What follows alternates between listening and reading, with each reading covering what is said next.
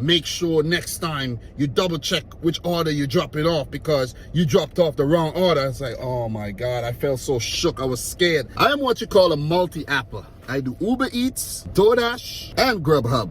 This is my favorite bag, by the way. What's up, guys? Welcome back to the channel. It's your boy Dominic, and this is Gigabyte NYC. In today's video, I'll be sharing 6 tips to help new Doordash, Uber Eats, and Grubhub drivers. So without further ado, let's get into these 6 tips. Tip number 1, get a phone mount or a cell phone holder so that you have a clear view of your acceptance screen. This will make sure that you're not driving distracted with your phone in hand trying to take an offer while you're driving. And if you are going to take an offer while you're driving, you could have one hand on the wheel, you could be looking straight ahead, and you could take a glance over and you could accept or decline. Not using a cell phone mount puts you at a higher risk of getting pulled over by the police or even getting into an accident because you're driving distracted. And even though there's a possibility that it could happen, we're not out here to pay tickets nor get into accidents. So get a cell phone mount. I remember when I first started delivering food, I didn't have a cell phone mount. It took me quite a while to do so,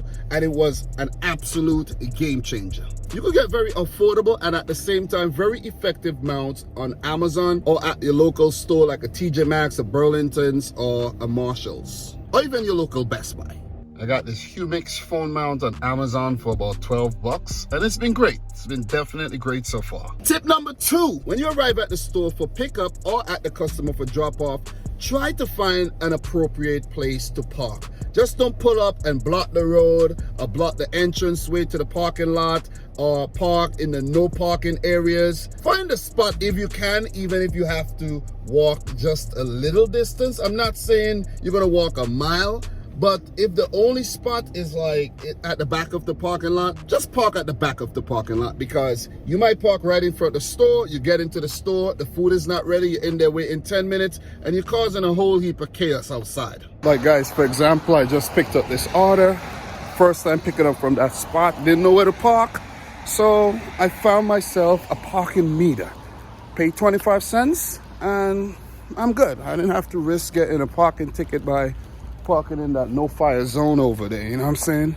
So next time I'll definitely know where to park, because there was a bank, you know, parking available in the bank, so I could have parked there, but I didn't want to risk it for the biscuit, okay? But yeah, you learn as you go. So it actually worked out, guys. I'm parked back there, I paid the meter, and guess what? I'm on a triple stack, and the other pickup is like walking distance. So I'm walking to the second pickup. So I basically get 2 for 1, you know what I mean? It worked out, you know what I mean? Because if I had parked at the bank, then yeah, that's for next time. But if I parked at the bank, I wouldn't have been able to park there that long. So to park here and pick up from here and then walk back to my car makes everything easier, because this is a very busy area and there's like hardly any parking. You see what I'm saying? So it worked out, man. For drop-off, the process can be a little different. If you have to go into an apartment building or high-rise, it could get pretty tricky, because most times there's no parking. You're gonna have to leave your car there, you have to go up. Most times I just try to get the customer to come down so I could run in, give them the food, and run back out. But sometimes that's not an option, because what if the customer is sick or disabled, or they just can't come down for whatever reason? You have to go up, so you got to find appropriate parking. Sometimes you got to park a little distance and walk, or you know, if you park in a no parking zone, you risk getting a ticket, or you know, you risk getting a fine, and you don't want that. We're not out here to pay tickets and fines. We are here to make money. More on drop off. If it's a leave at door or hand to me, sometimes the process is very quick. You could park, you know, but try to stay out of the road, and you hand the food, you drop the food off, you take a picture, and you leave.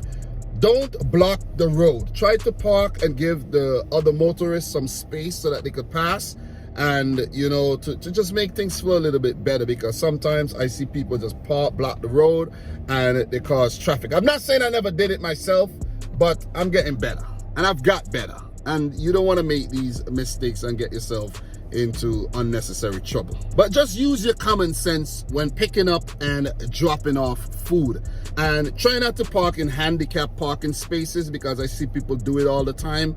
I think it's rather disrespectful. It's handicapped parking for a reason. And if you're not handicapped, I don't think you should be parking there to pick up food. It doesn't matter how long you're gonna be there, just don't park there. But it does get very tricky when it comes to picking up and dropping off and finding an appropriate place to park. So keep that in mind. Tip number 3, drive the speed limit and obey the traffic laws. You are not exempt, and law enforcement does not care if you're delivering food. Trust me, I know what I'm talking about. Don't risk getting a ticket because you're rushing to pick up someone's food or you're rushing to drop it off.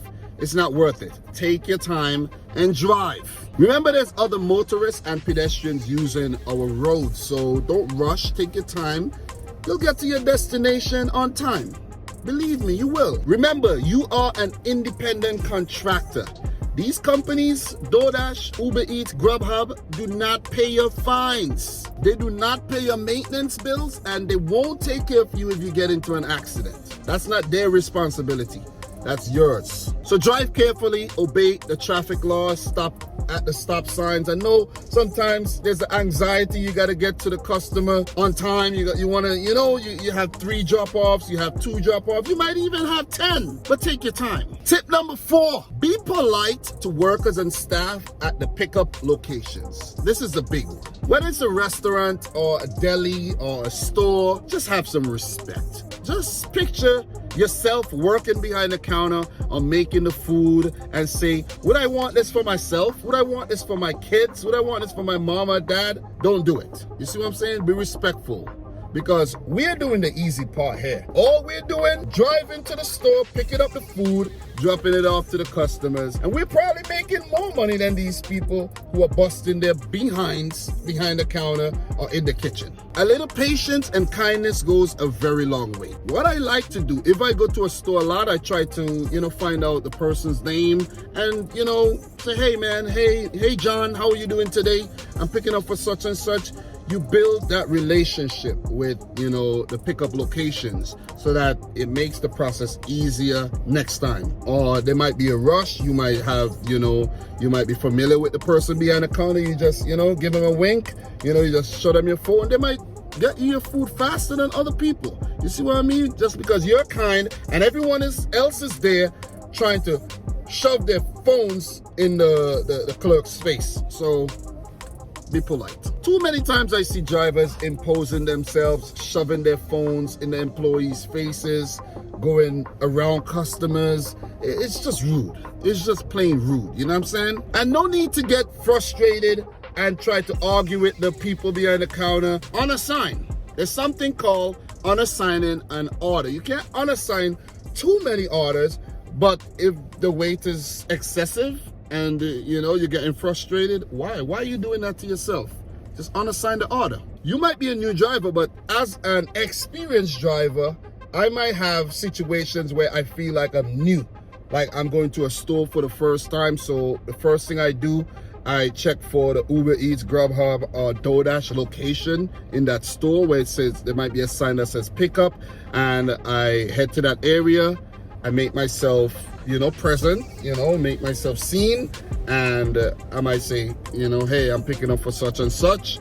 And if they say, okay, wait, I just wait until they, it says my turn, basically. But don't make this a frustrating experience by arguing with people and cussing and fighting. Sometimes, don't get me wrong, it could get a little, frustrating, but unassigned. Tip number 5, treat every order you accept with respect and care. Meaning, if you take an order, $10 for 3 miles or $3 for 3 miles, treat the orders the same, because you were the one that took that order at face value. When you pick up that order, make sure you put it in your hot bag, and when handing it over to the customer or putting it in front of their door, make sure not to drop the order or spill the order, because I'm pretty sure some of you guys have done that in the past. I've never done it.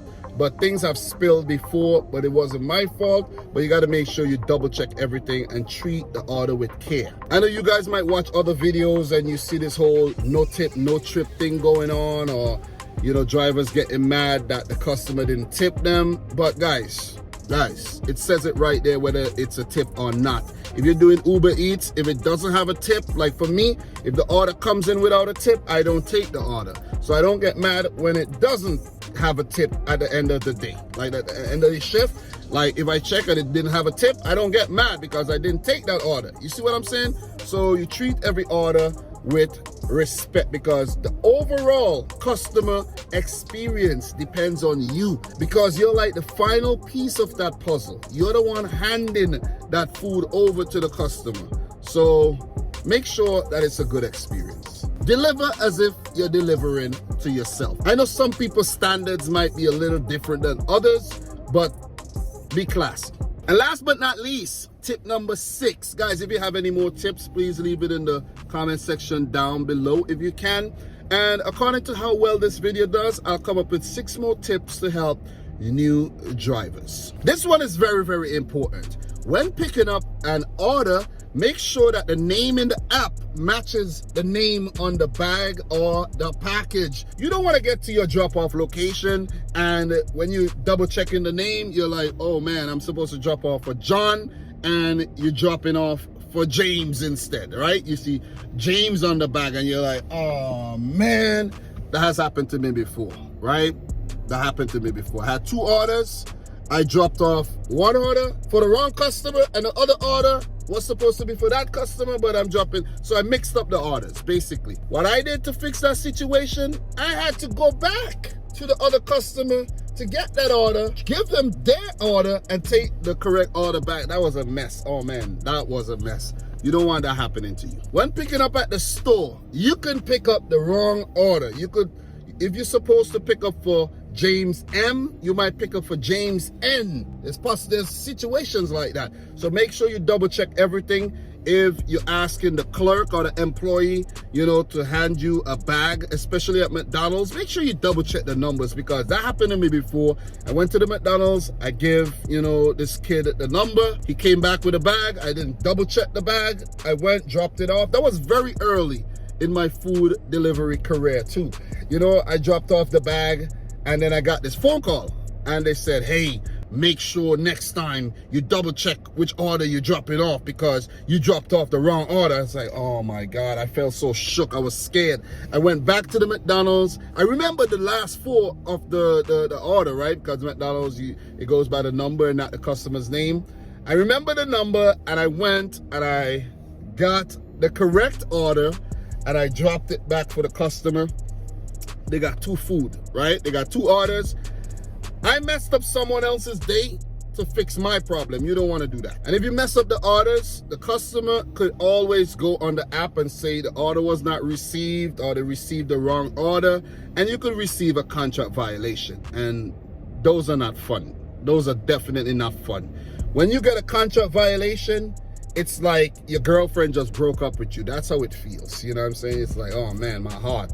I feel shook right now. But guys, these are 6 tips to help new drivers navigate these delivery apps, Doordash, Grubhub, and Uber Eats. I hope to help the new driver today, because when I was a new driver, I didn't have any help, right? I didn't really go and look at YouTube videos or anything. I didn't know I could have done that. You see what I'm saying? So I'm trying to provide some kind of help and service to some of the new drivers that are out there. There's a lot. I'm telling you, I see people driving in their BMWs, their Benzes, their Jeep Wranglers, and their Infinities.